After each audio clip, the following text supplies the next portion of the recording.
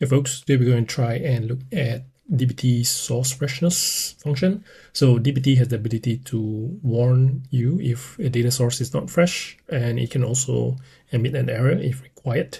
So we can specify a timestamp on the table to say that please check this column and make sure that it is not more than 12 hours or 24 hours or what have you, and then warn or error accordingly. Now, what dbt will do is dbt will select the max updated at column, and then it will get the current timestamp. It will compare those two values, and if the value exceeds one of this, then it will warn or error accordingly. If not, it will pass. Now, let's look at a quick example. So here I have got my Snowflake account, which you can see is in the LA time zone.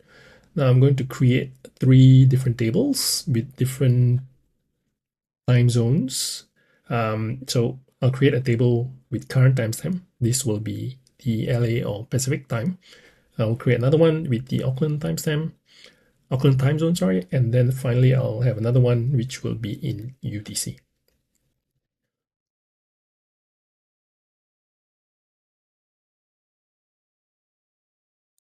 Great. So we have created those 3 tables. Let's have a look at one of them. So if we look at our source LA table, what we see here is the updated at has the time zone offset here, -7. So this will be the LA time zone. The type is LTZ. If we look at, say, the AKL one,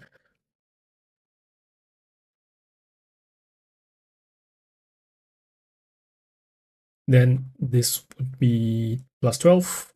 The type is timestamp TZ.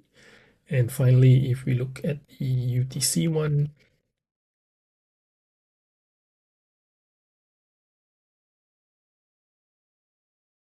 then this one has no offset at all. The type is time zone, no time zone, timestamp, no time zone here.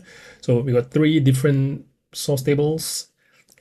Each of the updated at columns are different. The types are different as well. Okay, great.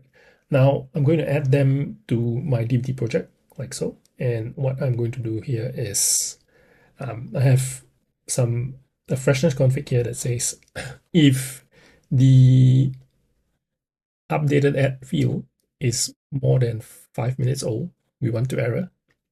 And if not, don't error, just pass it. Let's go ahead and do a run or do a source freshness check.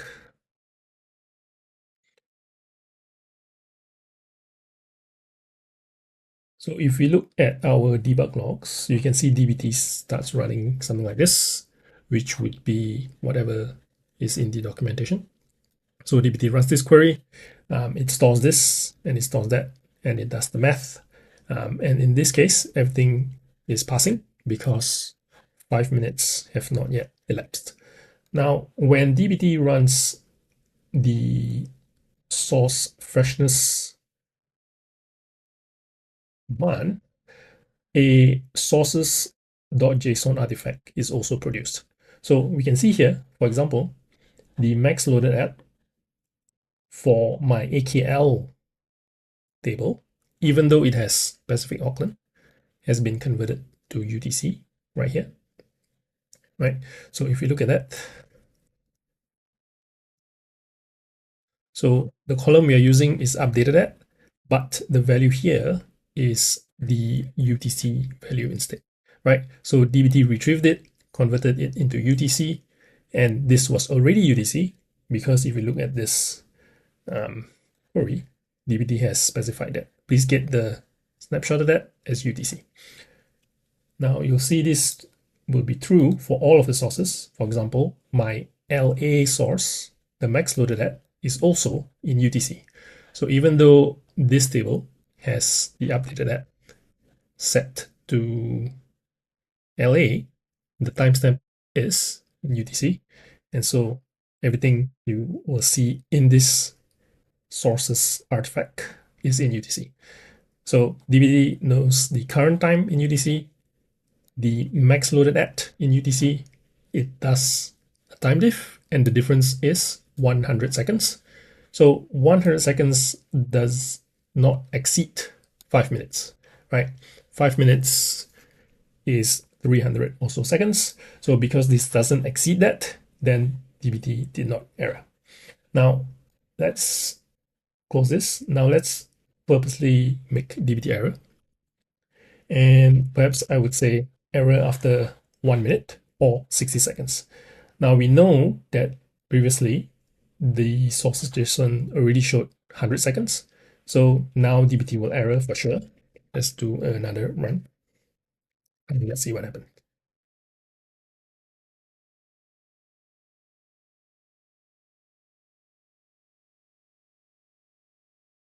So we can see here dbt ran 3 source checks, source freshness checks, and all of them were stale.